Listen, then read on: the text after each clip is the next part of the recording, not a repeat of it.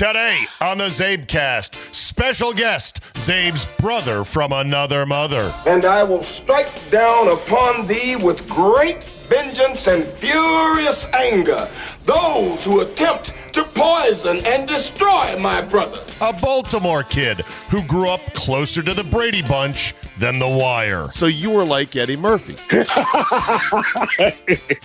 on, have some of Mama's hamburger. It's just as good as McDonald's. It's better than McDonald's. Not as poor, but the same thing, yeah. And a grown-ass man who doesn't have any time for anything less than the bare-knuckle truth. And the truth shall set you free. And now, ready to call out all the number one bullshit in the world, Notorious J.A.Y.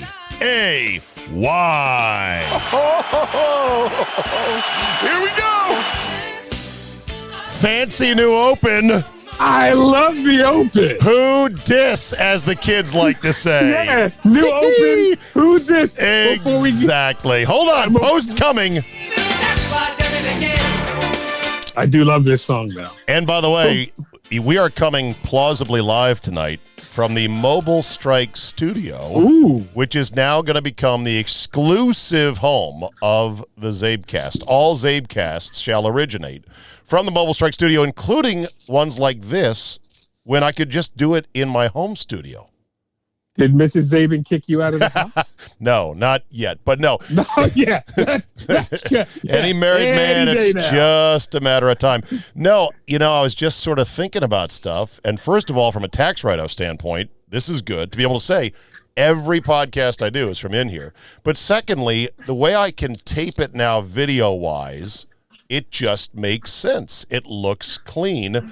And I've also gone to a new format, Who Dis, Jay, where when I have a guest on, the guest is going to have the entire run of the 30-minute show. So in other words, I won't say stuff on the front end or the back end of you or Ron or anyone else. And there's a reason for that. You know why? I have no idea. I'm waiting. Because not all of my takes are agreed upon by everybody. And so let's say I uncork a take that makes somebody a little bit uncomfortable, and it's on the front end of a podcast that they did with me. They go send the link to the podcast like, hey, I was on this good podcast with this guy, Zabin.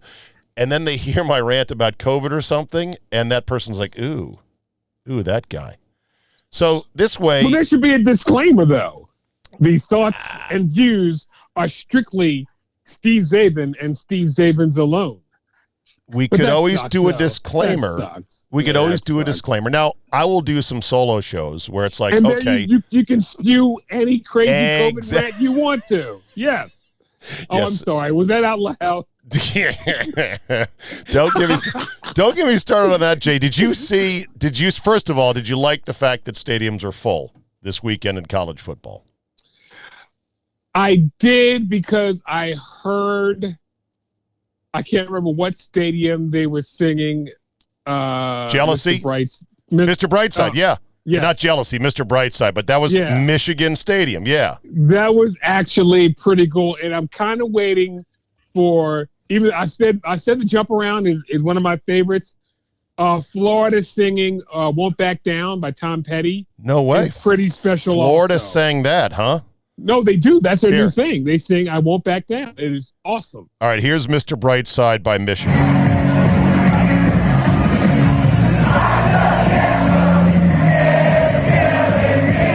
110,000, Jay. Yes. By the way, the other thing is I can show the videos, like when I post this to YouTube.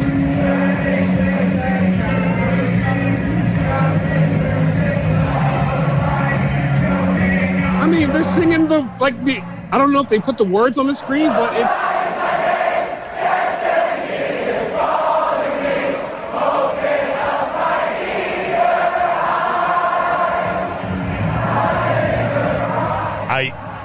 I would have to know the words. I would have to have a sheet out for sure. Oh, wait a minute. I forgot something. Yeah. Fuck Carol. Go ahead. Sorry. Oh, fuck Carol to the moon. Yeah. Fuck that guy. Fuck that gal. Hi, Carol. I know you're listening because you can't not listen.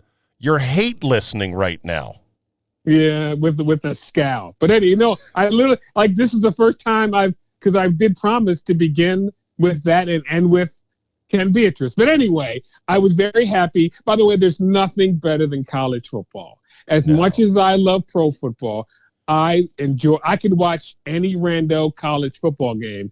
If you give me the Giants and the Jaguars, I could not shut the drapes fast enough. Right, because college is a spectacle, and the spectacle's not complete without fans. So that's a good thing. All right, let's get to the big story, which is they say they go in threes. Ed Asner, Oh, God. Ed Asner, Willard Scott, and Michael K. Williams, a.k.a. Omar from The Wire. Talk about an odd threesome right there. Which one of these just doesn't belong? This has hit many fans of The Wire really, really hard. Are you one? I was talking to my best friend growing up today, and here was my hot take. Behind Tony Soprano, Omar from The Wire is the greatest HBO character ever. That's what I said and again, I'm a guy that's watched 1.5 episodes of The Wire, but I promise I'm going to keep digging in. I'm going to get through this thing, I know, and I'm going to love it when it's all said and done. It just is a sticky wicket for me, but I said he is the exact equivalent of Tony Soprano for The Wire. Right? He is, and he died in the episode. Spoiler! No, don't tell me. Spoiler! Oh, shit! Yeah, but Jay, trust me, I'm gonna pretty much assume guys die in The Wire. Well, two things: he wasn't supposed to be in that many episodes. He just illuminated over the people who wrote it so much that they said, we got to put this guy in the show. Right. He was only supposed to be in like 3 episodes. No shit. And then he became this central figure where he thrived on a reputation of being this badass. He was a ghetto Robin Hood. He robbed from the drug dealers and didn't give back to the poor, but kept it for it. But he robbed the drug dealers. That's what he said on the he was on trial. Well, he wasn't on trial. He was a witness in a death, and the judge says, "What do you do?" And he said, and I quote, "I robs drug dealers." Wow. So, yes. What was this scene here that I played for you before? It's in the alley. Oh, whistling the. Oh, is that the That's one? Oh, him and Brother Muzan. Yes. Okay, who's Brother Muzan? Brother Muzan was muscle that the the Barksdale family brought in from New York. And this guy's all dressed real nice and clean and he's supposed to be the fruit of Islam. You know, they dress like that. Oh. Yeah. We'll move slow. And at one point in Baltimore, the fruit of Islam protected the high rises. No shit. Yes. I knew you'd come back. I trust you didn't lose sleep over it. Worrying about you be like wondering if the sun gonna come up. Ain't about to wild out over it.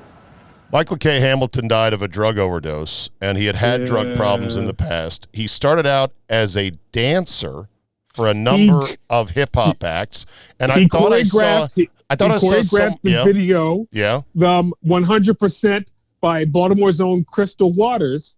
He choreographed that video, which I'm probably sure it's over like 8 million views on YouTube today.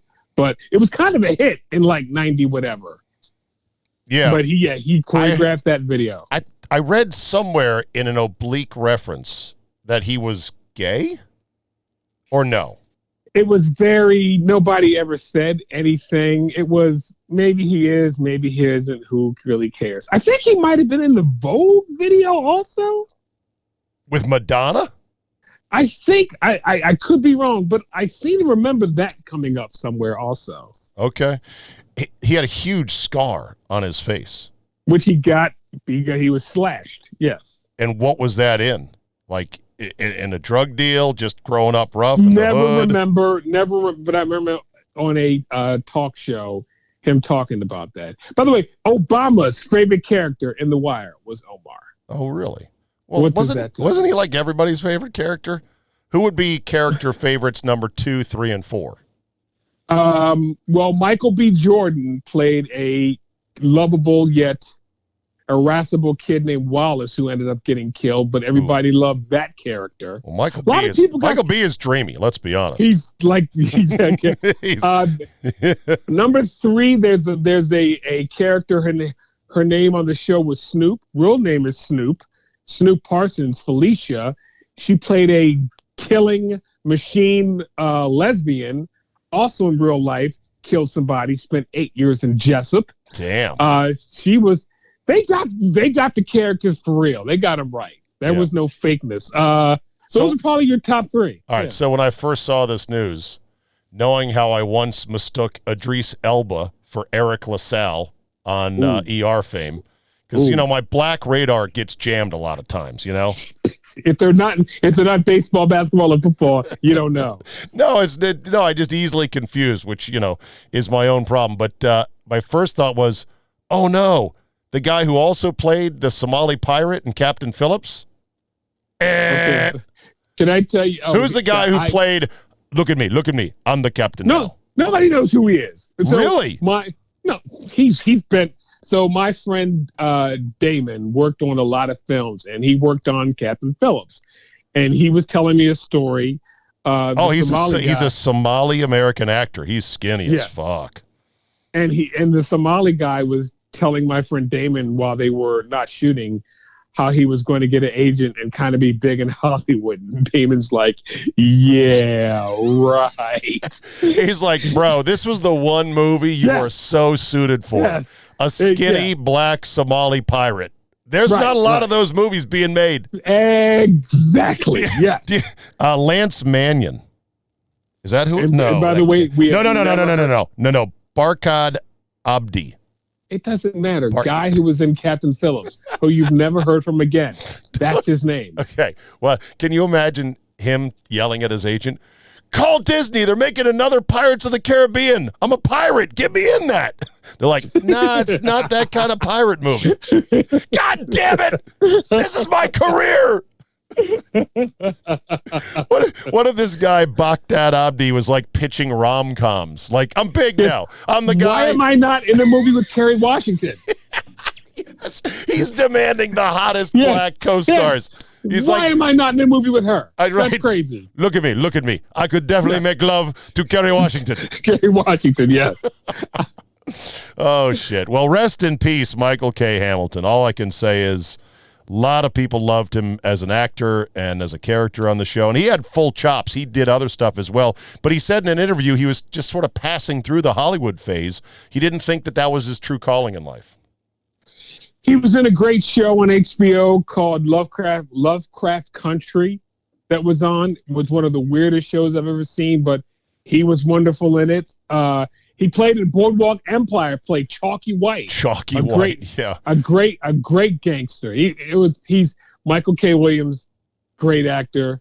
Yeah. Rest in peace. Not Chadwick Boseman, not on that level. One rung below, which is not really saying anything bad about him. Right. But no really Don Cheadle either. Oh, that's Don Cheadle and Jeffrey Wright and Denzel. That's the trinity right now. Okay, now we got to go Black Pantheon of actors. Sidney Poitier, Don Cheadle, Jeffrey Wright. Who else did I say? I just said another one. Shoot. Wait a minute. Don Cheadle. Oh, Denzel. Jesus Christ. Yeah. What about Sam Jackson? Sidney Poitier, Jeffrey Wright, Don Cheadle. Oh, come on. That's the list. Morgan fucking Freeman? Again. Jamie fucking Foxx? Jamie Foxx is the most talented out of all of it. Forrest Whitaker? Not as good as the people I just named. Larry Fishburne? Cuba Gooding Jr.? Come on. It's a lot Boat Trip was great. Radio was great. Cuba Gooding has been canceled. Didn't you get the memo? No. Yeah, he sexually harassed women on set. Oh, no. So he's out. He's out. So if they pitched him Radio 2, he probably wouldn't take that. Even I would have laughed at that. Oh God! Isn't that what was the line in Tropic Thunder? I don't. Tropic Thunder about going full retard. You can't go full retard. That's what he said. There, let me see if that bite is still on YouTube. I bet you it's not. You don't think so? Well, I don't think it is. When I was doing Jack, that I actually felt retarded. Simple like really Jack. Retarded. My teeth retarded. I rode bus retarded. Damn. In a weird way, I had to just free myself up to believe that it was okay to be stupid or dumb. To be a moron. Yeah, to be moronical. Exactly. To be a moron. An imbecile. Yeah. Like the dumbest motherfucker that ever lived. When I was playing the character. When you was a character. Yeah, I mean, as Jack, definitely. Jack. Stupid ass Jack. Simple Jack. I'm literally belly laughing now. I don't think I've ever had this stomach contractions like this in a long time. I need to watch Talladega Nights once a year minimum, and this movie once a year minimum. But thinks he is. That's tricky. Tricky. It's like working with mercury. It's high science, man. It's art form. Yeah. You an artist. That's what we do, right? Yeah. Yeah. Hats off for going there. Especially knowing that the Academy is about that shit. Yeah, Tom Hanks, Forrest Gump. Slow, yes, retarded, maybe. Braces on his legs. He charmed the pants up next to him in pong competition. That ain't retarded. He was a goddamn war hero. You know any retarded war heroes? Ben Affleck. Or You Ben. went full retard, man. Oh, Never go full retard. So I love this movie. Cuba Gooding Jr. now would definitely take Radio 2 just because he's been thoroughly and utterly canceled. even though the radio has since passed away in like the last 6 months. Yeah. Okay. So. Naomi Osaka, Jay, is in a bad place right now mentally. Have you seen? I'm going to play for you. I'm going to play for you her press conference when she got bounced from the U.S. Open. Number one player in the world still, right? Despite not having played a couple majors this year? No, she's not. The chick from Ash Barty. Oh, Ash Barty is now. Okay, yeah. Ash Know Barty. your tennis players. Barty, yeah. Ash Barty. Okay, so here she is after her third round loss, just looking totally devastated. In like the hallway? Okay. How do I go around saying this? I feel like for me, recently, like when I win, I don't feel happy. I feel more like a relief. And then when I lose, I feel very sad. And I don't think that's normal. And I didn't really want to cry, but basically I feel like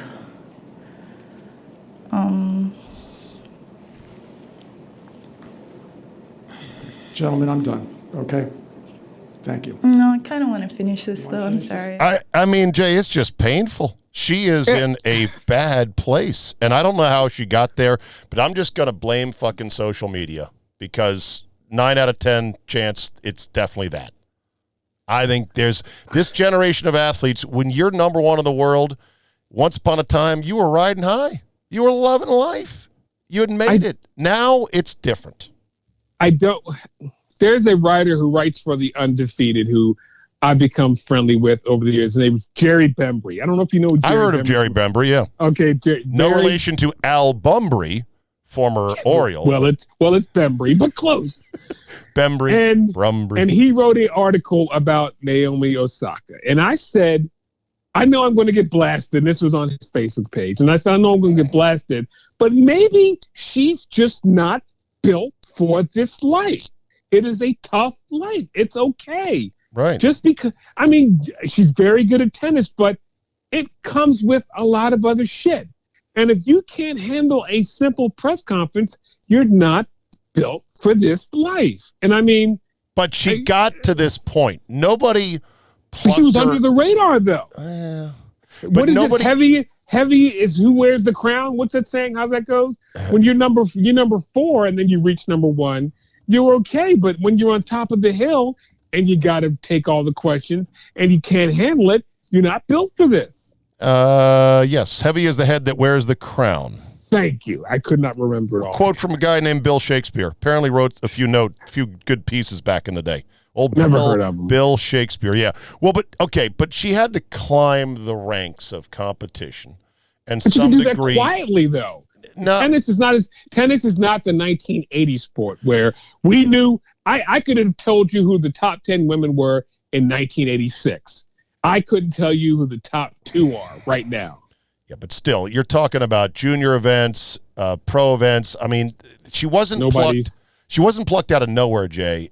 And all of a sudden, she's like, "Oh my God, I'm such a strange word." When she says, "When I win, I'm not really happy. I'm just relieved. When I lose, I'm sad, but I want to cry, but maybe not." Clearly, all of her emotional software is scrambled right now, and the question is how and why. Now, some would say, well, this has been going on for years. Finally, the sports world is just acknowledging it. I would say, yes, to a certain extent, but more people are broken than ever. Here's another supporting thing. Sloane Stephens said the social media hatred is exhausting and never ending. And she shared some tweets after she lost.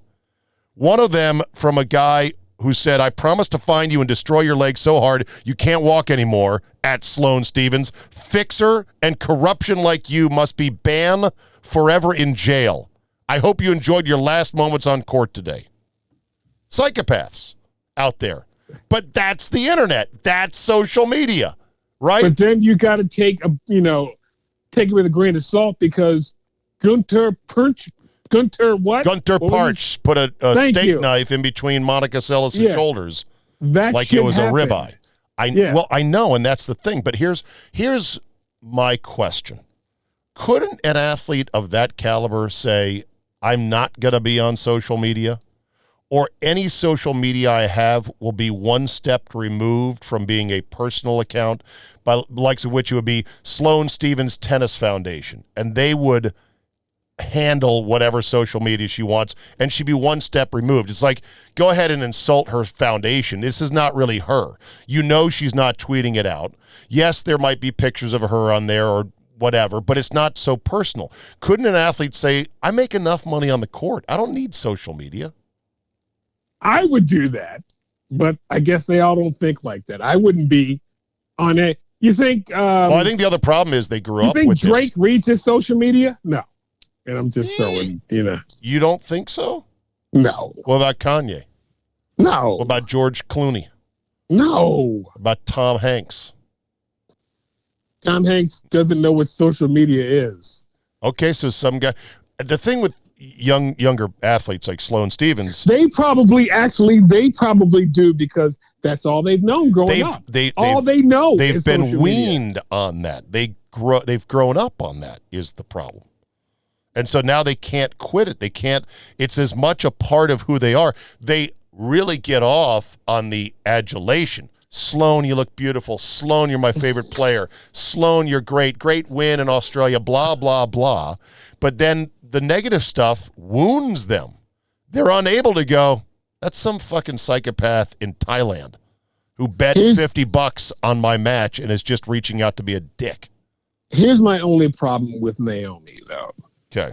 You took all the perks that came with being number one. Yeah. And then when it got too hard, you then said, "Well, I'm out." That's the only problem I have. But again, maybe she's just not built for this stuff. Everybody's not Billie Jean King or Chris Everett. Yeah. When it comes to this. Jessica Korda from the Solheim Cup. Americans lost in a tight match, 15-13, to a very good European team.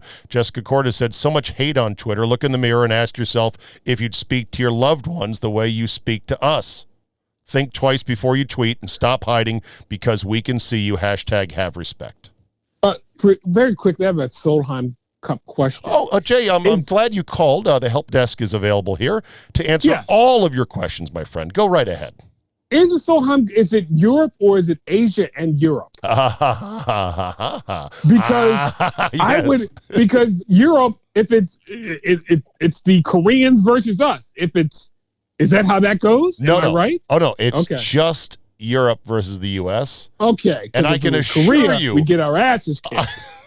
The Koreans could mop up the best of both sides, playing left-handed probably. Yeah. Okay. Yeah. No. I just did. Yeah. I saw that. And I was like, is that how that goes? What would be interesting is, and I proposed this a long time ago, not proposed. I said they should do this. Is that a little bit better than a proposal? Proposal implies I had some sort of PowerPoint and I got in front of somebody for a proposal. Here's what I just said they should do for the Ryder Cup and the President's Cup. I said it should be a round robin. So the winner of the Ryder Cup plays the odd man out in the President's Cup. So President's Cup is internationals, meaning everybody but Europe and the U.S., versus the U.S. every 2 years, right?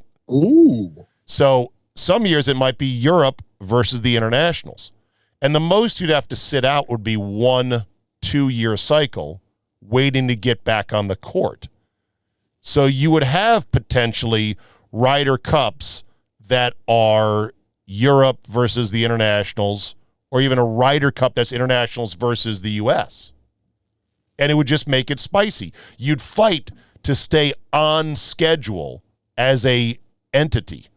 You're like, knock us off the hill. Be like a pickup court, Jay, where you don't want to get knocked off. They could do that in the LPGA. Like being relegated. Right. They could do that in the LPGA, where they could do the same thing, a 3-way, Europe, U.S., and then just Korea. Forget the internationals, although there's a lot of good Australian female players as well. I'd be all for it, but these things are big money makers. No, they ain't Korean. The Korean women are fantastic at golf. They're really good. So anyway, there's your Solheim Cup answer right there.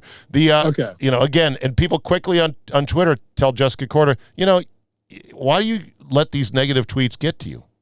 Like, you like all the positive ones, you don't want the negative ones.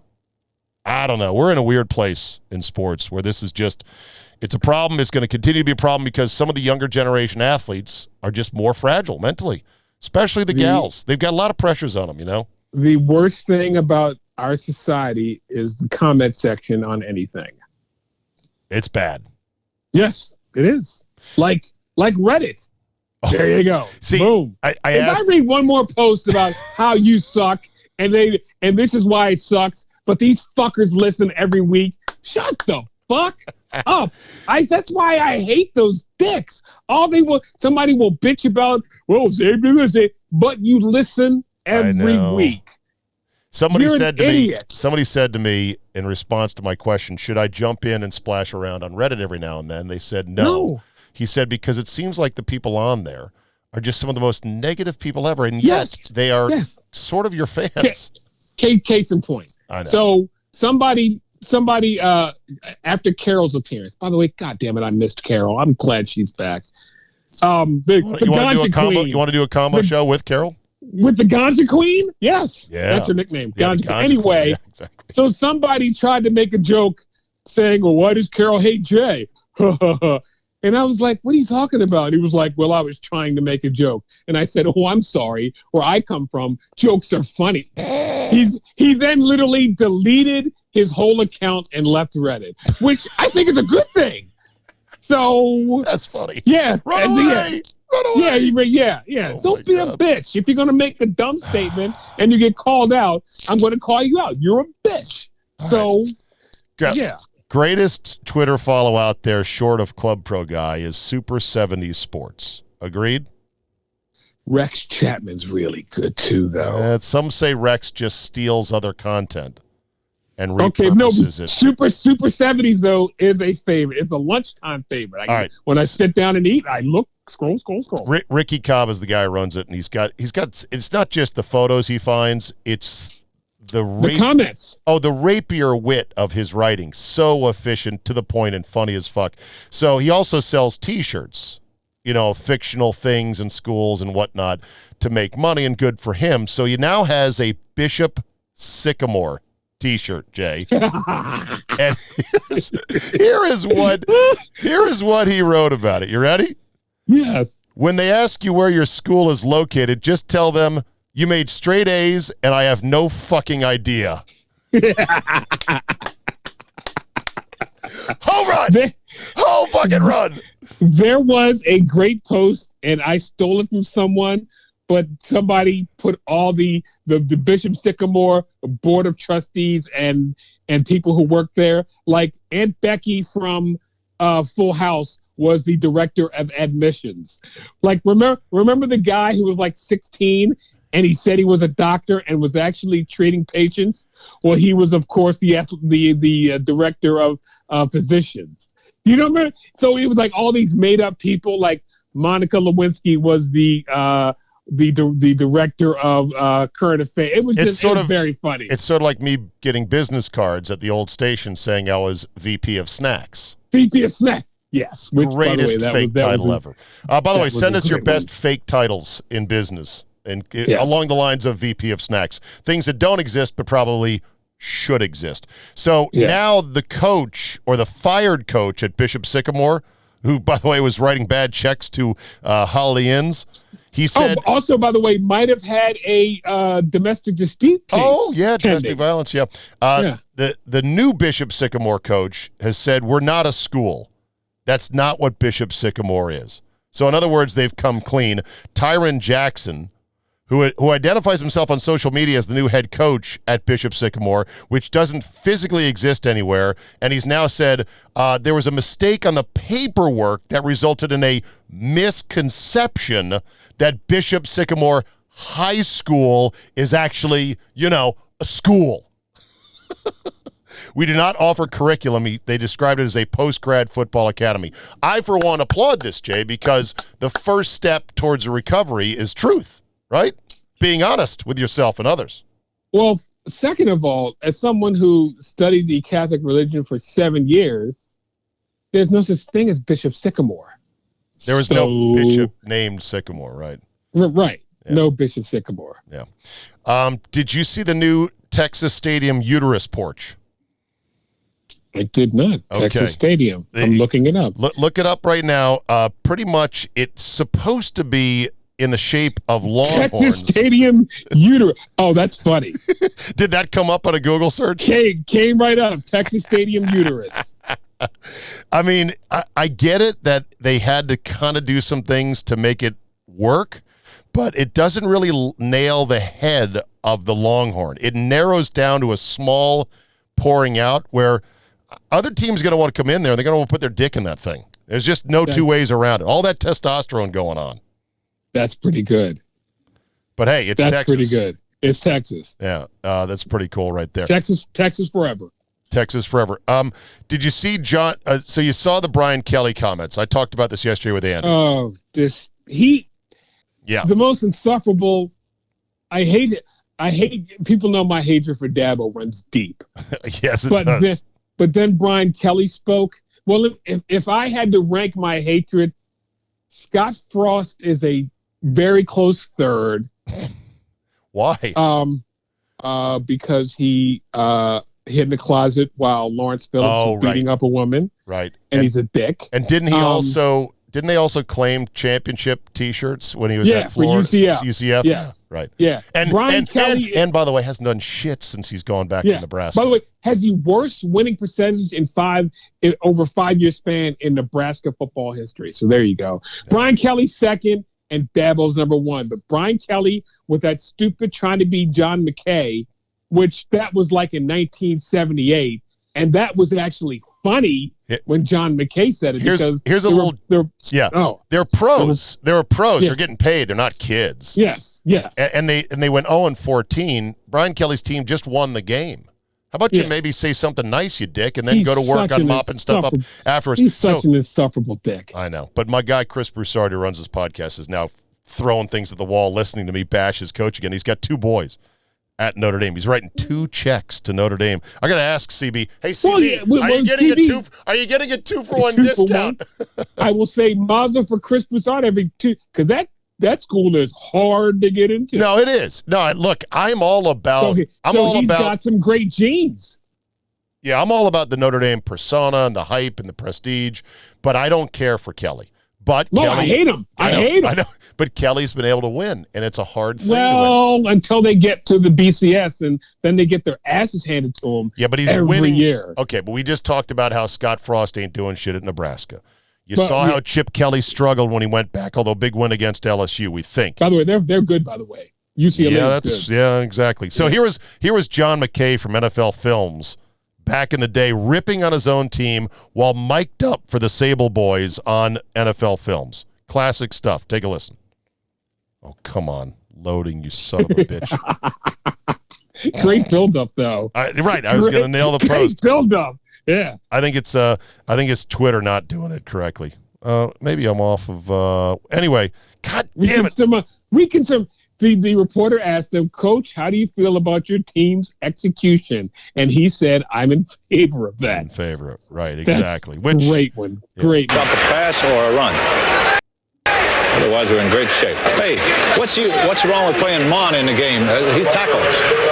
Huh?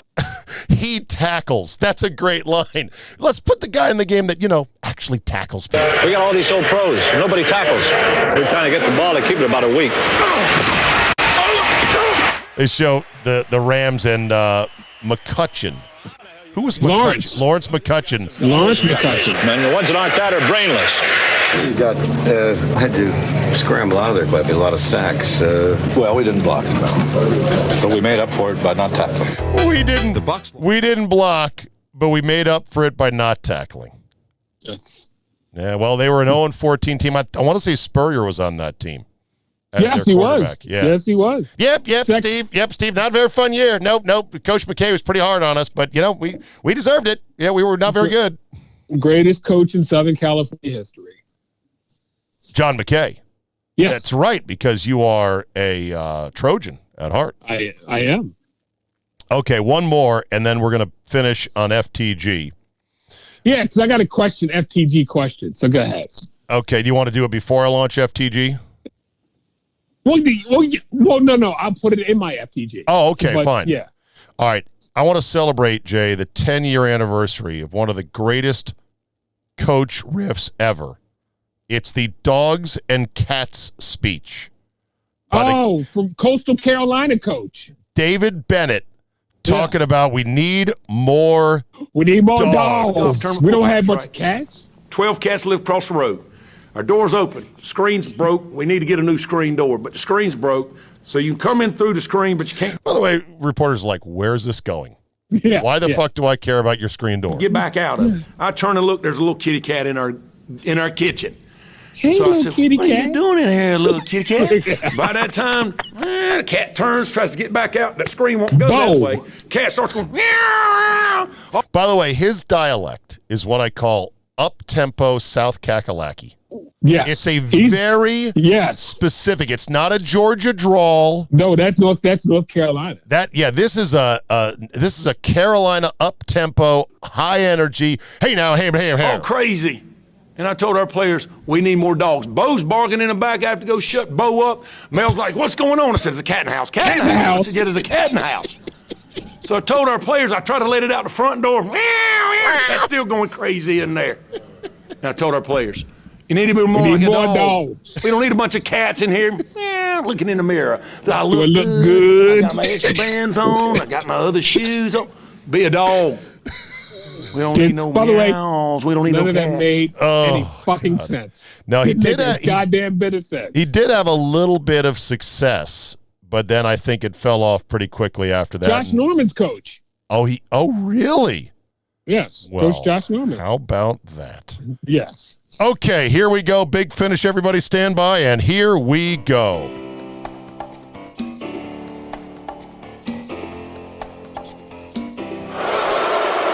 I'm not a good guy. I'm the guy. Fuck that guy. Fuck that guy. All right, Jay, who do you got? So I wanted to surprise the future ex, Mrs. Cottrell, on her birthday next week by taking her to a Hall & Oates concert. And I went and bought tickets. Do you know that the surcharge for these things are like $45? Oh. No, I didn't want to rail because I didn't know if they were a sponsor of the Zabecast. So I didn't want to rip. Ticketmaster? Oh, no, well, SeatGeek, any one of these things. Oh, whose surcharge was it? Ticketmaster or a secondary reseller like SeatGeek or StubHub or something like that? They literally bent me over and treated me like the Quentin Tarantino movie. Okay, well, the gift. It was the worst thing ever. By the way, I would never take dirty SeatGeek or Ticketmaster money. Call me Ticketmaster. Rates are negotiable. So the ticket itself was listed at what before fees? $135.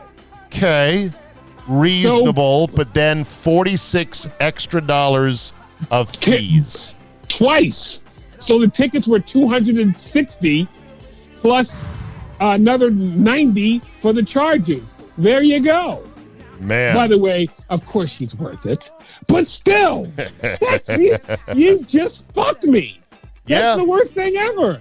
But you have to factor that in. This is the way of the world these days. And what's getting worse is that everything is digital. Everything's on your phone. So you can no longer just hand somebody some physical tickets and say, here, have a good time. Oh, God, it was the worst thing ever. I didn't even get kissed afterwards. To SeatGeek, you say, Jay. Fuck those guys and gals. How was the concert? Oh, no, it's next Saturday. Oh, okay, good. Well, report back, and I can't wait to hear. Hall & Oates and who else? Oh, opening by Squeeze, my third favorite group of all time. Oh, wow. Okay, very good. My FTG is a fuck those gals? Ooh. It is. Headline, entire Time's Up board to step down amid Andrew Cuomo scandal. Oh, this is rich. Shonda Rhimes, Eva Longoria, and others step down because their group, Time's Up, end this sexual harassment bullshit. They were advising former Governor Andrew Cuomo during the height of his scandal. They're like, okay, here's what we can do. All right, let's just say it was this. Yeah, you've lost the plot, ladies, when you just make it, well, he's our guy politically, so we got to defend him. Fuck those gals. Goodbye! Although Eva Longoria is still a dime piece as she approaches 50. She's still a 9.5. Yeah. Still a 9.5 and holding steady. Jay, as always, a delight. Thank you as always, and we will talk to you next week. And as Ken Beatrice like to say, bye-bye now. And that is a wrap from the Mobile Strike Studio. Thank you so much for downloading and listening to the CzabeCast. Remember, subscribe to Fridays, which are sometimes Thursdays, which will be Scott and Solly in the very van coming up on tomorrow's CzabeCast. Ran out of music. That's on me. Have a great Wednesday, and we will see you next time.